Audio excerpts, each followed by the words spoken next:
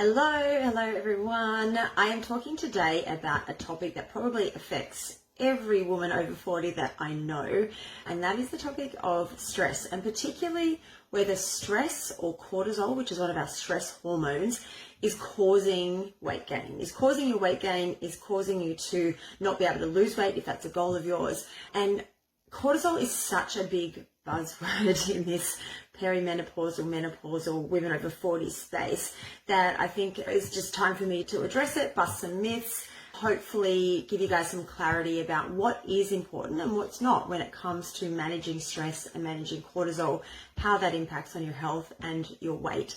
And I see questions and posts all the time from women wondering if they have high cortisol, how do they know, if they need to get it tested, if they should be doing certain activities or stopping activities or starting others in order to manage their cortisol, and really how they want to know how is this impacting on their weight gain, because they might feel like no matter what they do, how much exercise they do, no matter what they eat, that they continue to put on weight, or they're finding it really hard to lose weight. And as I said at the start, I don't know many women over 40 who are not under some sort of stress, if not chronically stressed. So we're going to chat today about these things. We're going to bust some myths around stress, because I think, ironically, that all this worry about stress, like some of the posts that I see, is causing women more stress, right? Obviously, that's not the ideal scenario, and that we're creating more problems for ourselves that are probably unnecessary. And I think the thing is that stress and cortisol can definitely impact your results. It can impact weight loss. It can make it harder to lose weight. It can make it easier to gain weight, but possibly not in the way you think. So I want to go through how it works and how it might be impacting your own journey. And as I said, bust the myths, tell you what you need to know and what you don't really need to worry about. So a few of the myths, let me know if you have heard of any of these before around cortisol and stress. That after 40, you should stop doing cardio and HIIT because it increases your cortisol and makes you gain weight. That you need to take supplements in order to balance your hormones or manage your cortisol and your stress. Or the other one that I love is that you can't lose weight if your cortisol is too high. So we're going to go through a couple of those. I'll tell you sort the fact from the fiction and the evidence from the made up stuff. So looking forward to that. At the end also, I thought it might be helpful to give you some real life examples.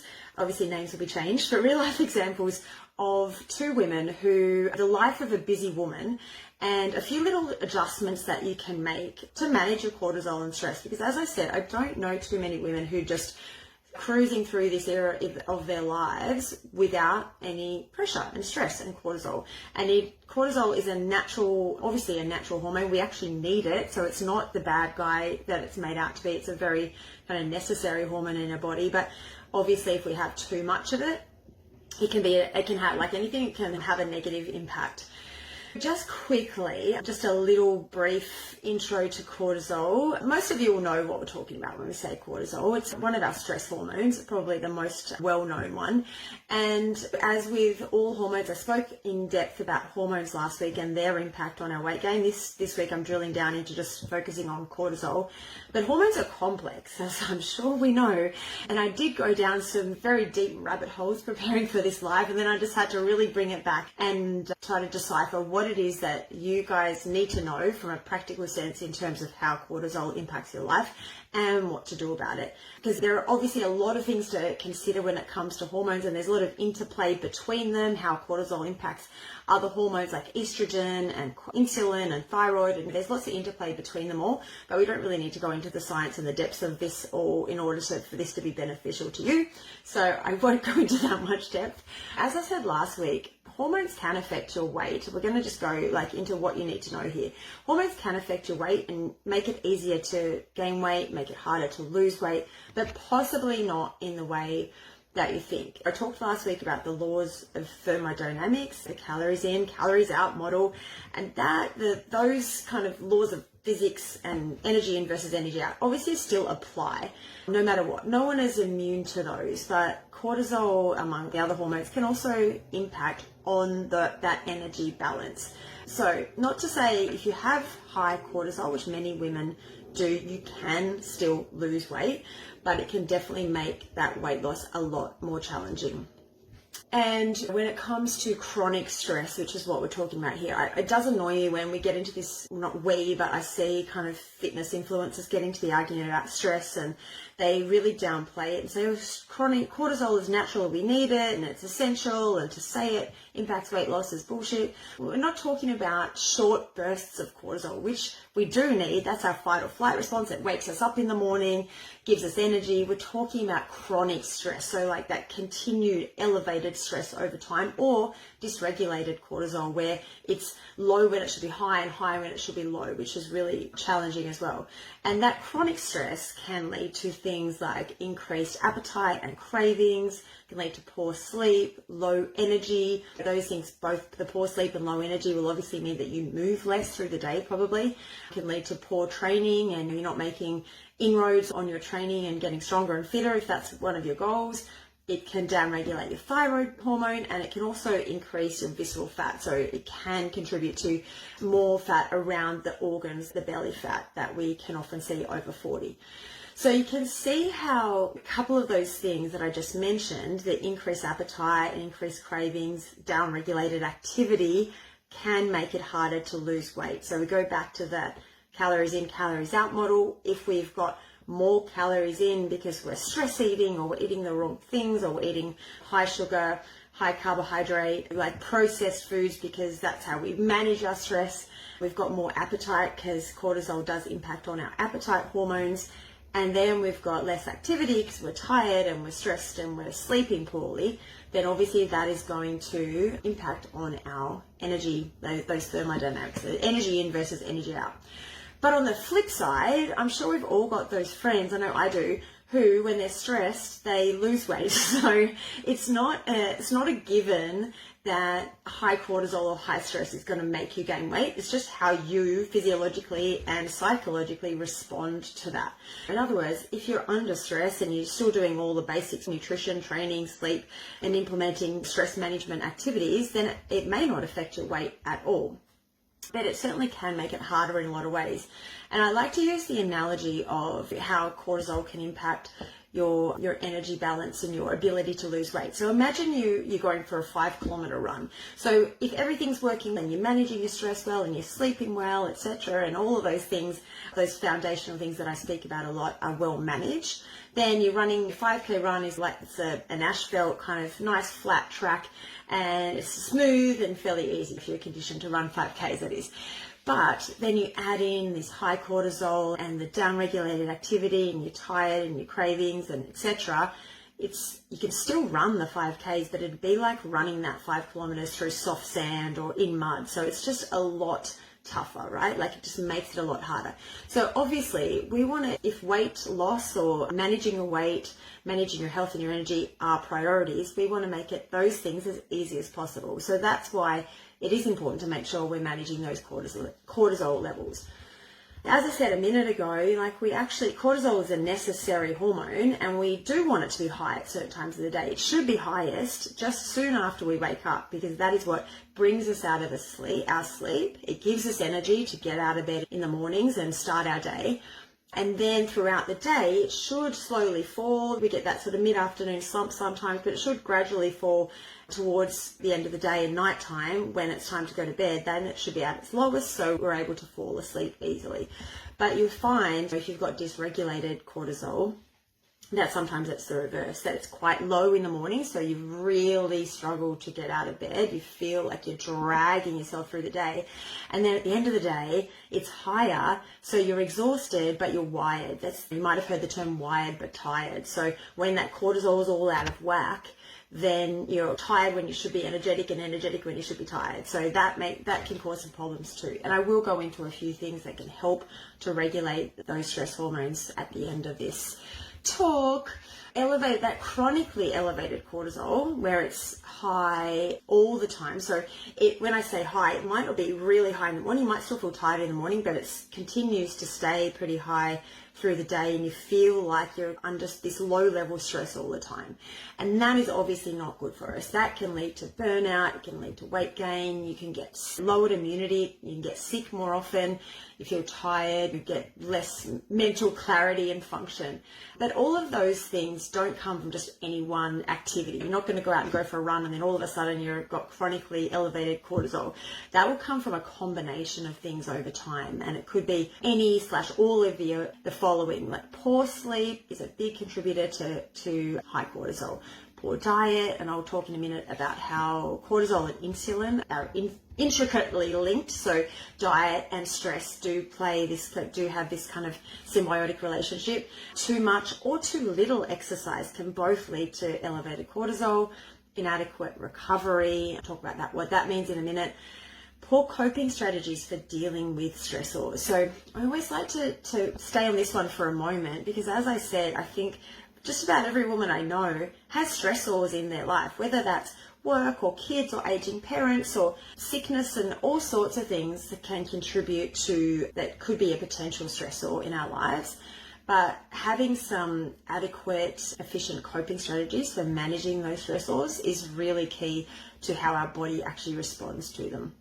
And fasting, which I've spoken about before, fasting is also a stressor on the body. I know some people are really big fans of fasting, but I talk about in my example at the end here how fasting can also contribute to this more stressed state. Like not going without food for extended periods of time is a stressor on the body. So how we can manipulate fasting, I'm not going to go into this today, so that it's less of a stressor, but the way it's done typically at the moment, which is you wait till the middle of the day to eat food, that's a stressor on the body. So it might be something you want to consider if you're worried about your stress management or cortisol levels.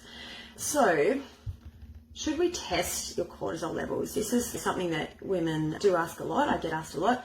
So the answer is maybe. There are definitely serious conditions that are linked to very elevated cortisol, like Cushing's disease. I don't know if you've heard of that, but that's one, for example, which has got some specific symptoms attached to it. So if you're worried about it, if you're showing symptoms and signs of this chronically elevated cortisol, by all means, definitely go and speak to your doctor about it and get some blood tests or saliva tests. There's different cortisol tests we can do through the day where you test it at different times of day, not just first thing in the morning. So that's definitely something to consider.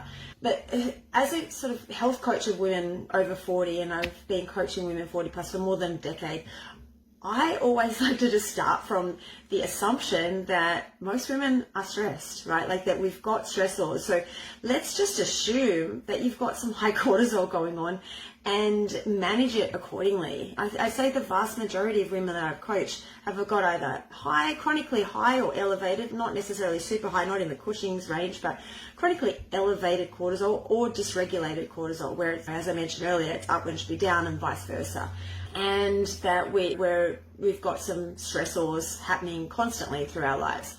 The other thing too, just as a side note, that as estrogen drops through the menopause transition, we're less resilient to stress. Estrogen is very good at buffering our stress and making us more resilient, making it, stressors are easier to handle. You might notice you don't handle stress as well the closer you get to menopause, or if you're postmenopausal. That's because estrogen is a nice little buffer for stress.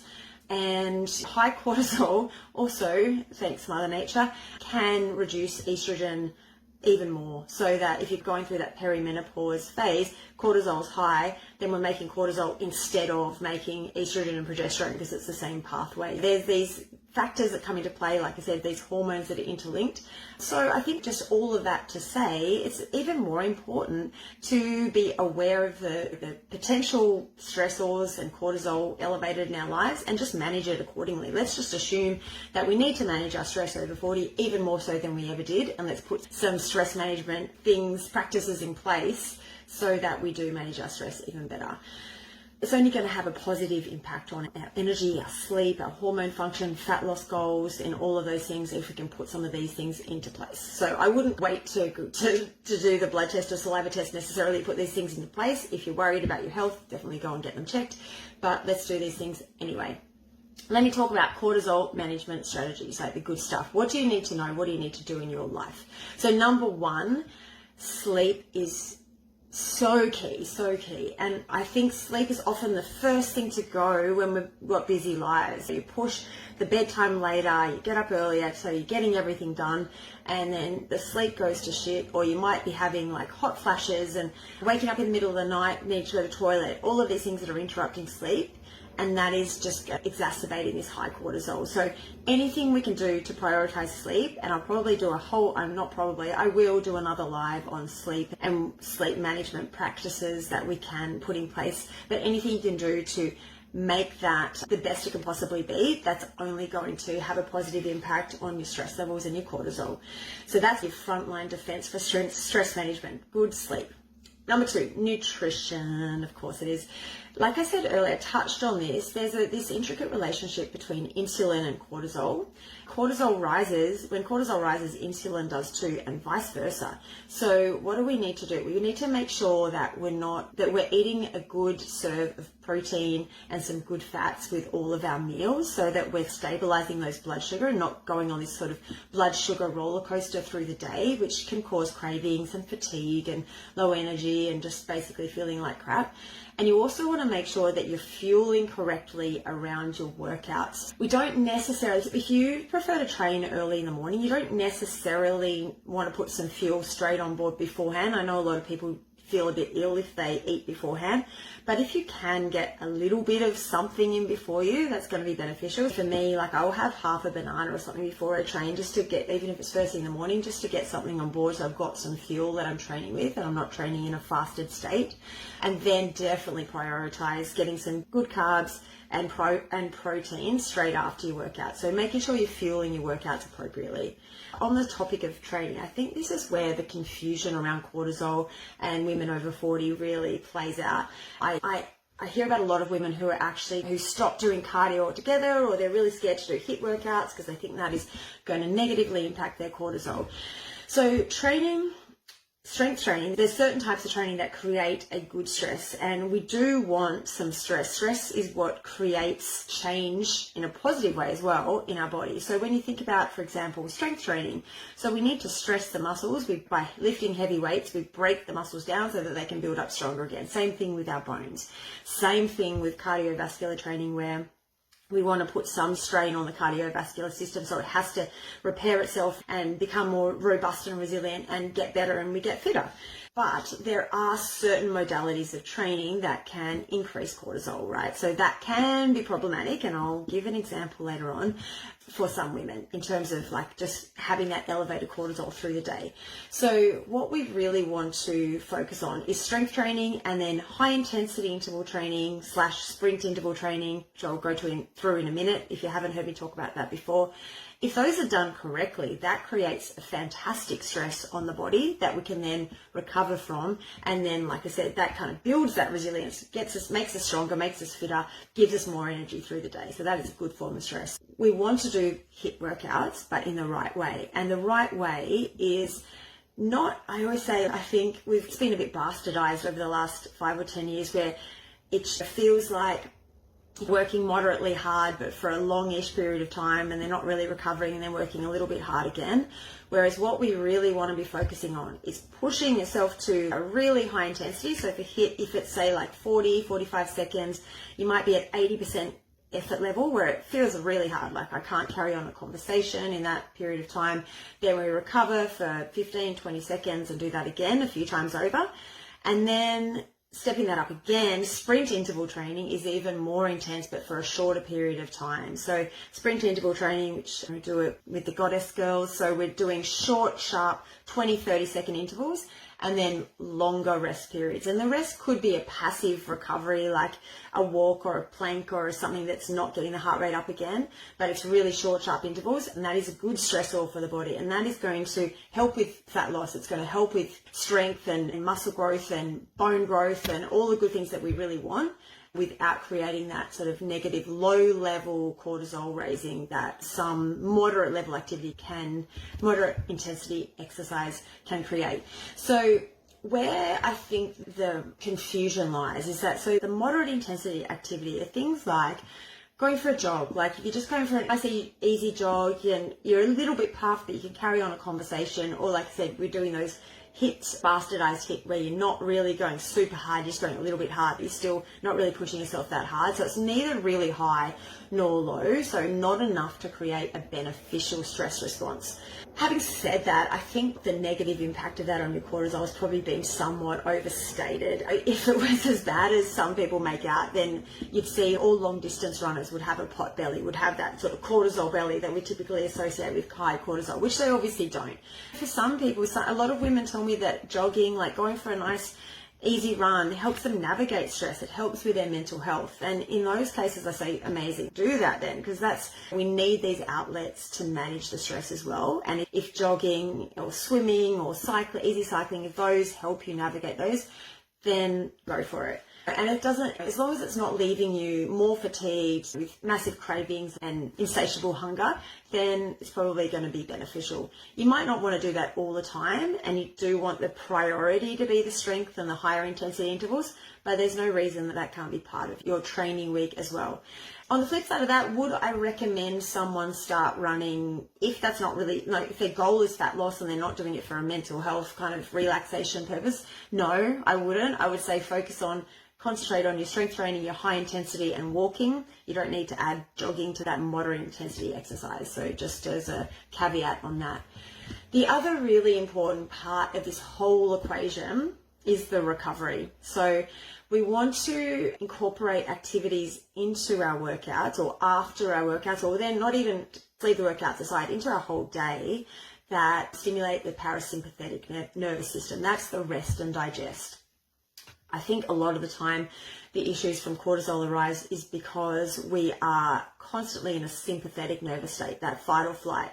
So even though you're sitting at your desk, you've got like a million emails to write and your cortisol response is going up, and what happens then? The insulin goes up. So you've got all this insulin flowing through, but nowhere for the energy to go. You're not actually using that energy for anything. You're sitting at your desk, right? So that can start to create some problems. So recovery, parasympathetic activities, relax. Just think, what's relaxing? What are some relaxing activities?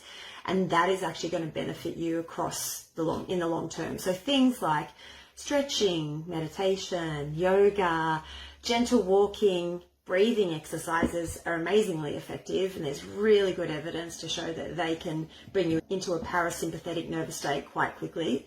I love them because you can do them anywhere, anytime. You could be sitting at your desk in your office, no one's going to know that you're going through some box breathing or doing physiological sigh. They're two of my favorites. Box breathing, just quickly, is where you breathe in for a count of 4, hold for a count of 4, breathe out for 4, hold for 4. Do that a few times over. You'll feel that nervous system just relaxing, right? That's a really powerful way to just bring some parasympathetic activity into your day. So we're not go 24/7.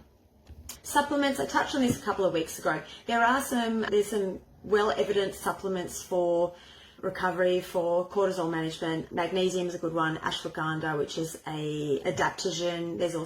That's probably got some good evidence behind it. Making sure your B vitamins, D vitamins are all where they should be. It's all going to be helpful for that cortisol management. So quickly, because I've already talked for longer than I was planning to, but I want to just give you an example of a day in the life of a busy woman and how a couple of little adjustments can be the difference between running on that sympathetic nervous system the whole day in this fight or flight response 24/7 and feeling wired and tired at the end of the day, to having the same stressors in your day or the same activities, but managing those in a more beneficial way. So let's start with the stressed woman. Her day might look like this, and this is very typical of women that I've coached before starting out. So she wakes up when her alarm goes off in the morning, feels dead tired, has had a crappy sleep, drags herself out of bed anyway, gets in the car, drives down to go for a run, does a 30 or 45 minute run, jumps straight back in the car, races home, grabs a coffee on the way back home. She's got to get the kids up, get them to school, get ready for work. So she's drinking her coffee while she's doing all of that. Doesn't have time for breakfast herself, or if she does, maybe it's a piece of toast as she flies out the door. Maybe she grabs something from the cafe, something toasty or a croissant or a muffin or something as she flies out the door. Drops the kids off, or goes straight to work, sits down at the desk for 8 hours, feels like she barely moves, 8 hours if you're lucky, might even stay at your desk at lunchtime, eats your lunch at work as you're still working, then you checks your watch at 6 o'clock, you're like, shit, I've got to go pick up the kids and take them to their sport, or I've got to go do something else in the evening, races to do that, takes the kids where they need to go, or goes to whatever, meets from some friends out for dinner, but it's rush all day.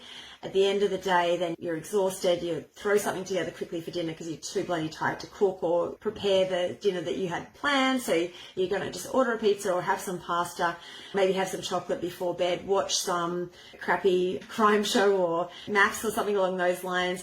And then you basically fall into bed at the end of the night. It's already an hour after you said you're going to go to sleep and you're lying awake at night exhausted, but you can't get to sleep, right? So this is the stressed out, like wired but tired woman. If we flip that a little bit, and it's the same person, but in the morning she's going to get up and feels rested. You might not bounce out of bed, but you feel like you've at least had a decent night's sleep. You've had 7, maybe 8 hours if you're lucky. Get up, you're going to go, instead of going straight for a run, you're going to go do some strength training or maybe some high intensity intervals. So you're going to do that for 45 minutes to an hour. Come home, maybe you're going to grab a coffee on the way, that's fine, but instead of drinking that straight away, you're going to go home, you've given yourself a bit of time to eat some breakfast that's got some protein in it, some complex carbohydrates to fuel you for the recovery from your workout. So it might be something you've pre-prepared, it could be a protein smoothie, it could still be a quick thing, but you've got that ready, you have that, then you can have your coffee at the same time or afterwards. The day might be the same where you've got to drop kids off, that's fine, and you're going to go to work. While you're at work sitting at your desk, you get up and you move around every hour or so. You go for a 5-minute walk or a 2-minute walk. You get up from your desk, have a bit of a break from the screen time, do some breathing while you're at the desk just to manage those stress levels. At lunchtime, you make sure you get outside and get some sunshine. You go for it, have your lunch. If you've brought it, amazing. Or you buy something again with protein and go for a 5 or 10-minute walk. That's going to help with blood sugar management after your meal. And then, as we said, insulin is linked to cortisol. So you've handled the two of those at once. Then you can come back, finish the rest of your day, drive home, you're still doing that box breathing, and then at the end of the day you've got something with quick and easy to make, but it's got protein and vegetables in it. And then you're going to make sure at the end of the day that you do some relaxation exercises, whether that's 5 minutes of meditation or yoga or some breathing again, just so we are down regulating that nervous system before you go to bed. You're going to take your magnesium before you go to bed, maybe some ashwagandha to help you get to sleep, maybe some melatonin. There's all sorts of things we can add, some natural supplements if sleep's the issue. And then you're going to go and get a nice restful 7 or 8 hours sleep. Just those couple of little tweaks around nutrition and training and sleep are going to make a massive difference to how you handle that cortisol, and then over time how that cortisol impacts your health and your weight. So hopefully that was helpful. I feel like I talked a lot through that half an hour. Honestly, this is a topic that could have gone on for days, but hopefully that gave you the nuts and bolts of what you need to know from a cortisol point of view in terms of management and how it impacts us. So thanks for joining me, girls, and I will talk to you all soon. Bye.